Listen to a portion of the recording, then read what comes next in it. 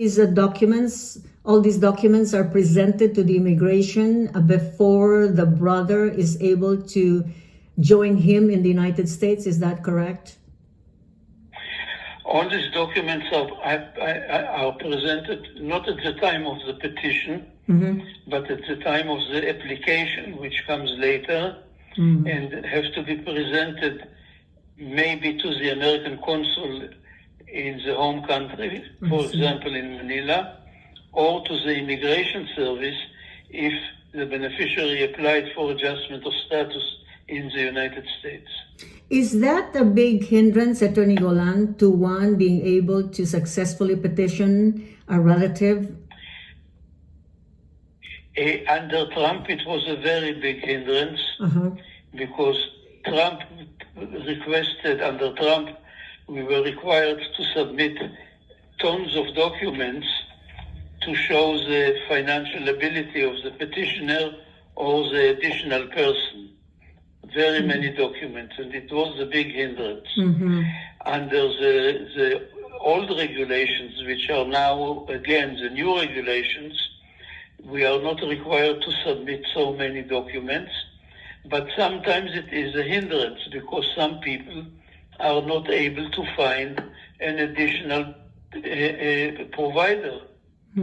Okay, because there, many people refuse to provide an affidavit of support for somebody who is not a direct family. That's right. That's right. It would be very difficult. An affidavit of support constitutes a big legal obligation.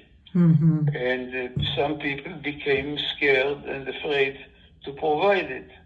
Yes. Okay. Was it something required many years ago, Attorney Golan, or is this something new?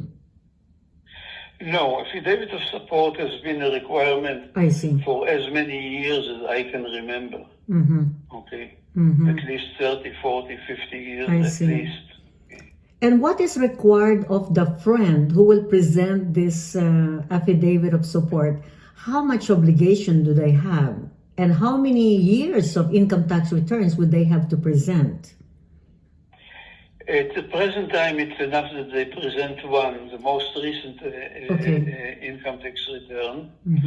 The obligation is that if the beneficiary may require in the future if the beneficiary becomes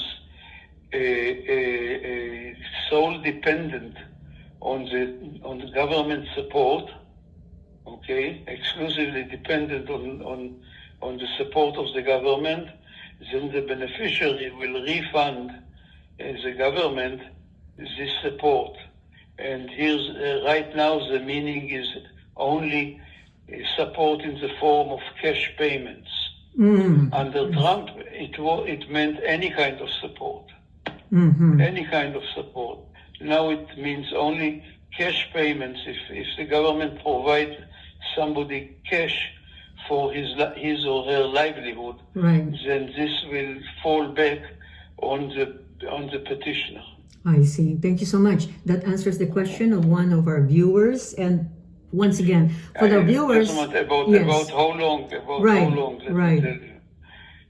How long is until the beneficiary becomes an American citizen? Wow.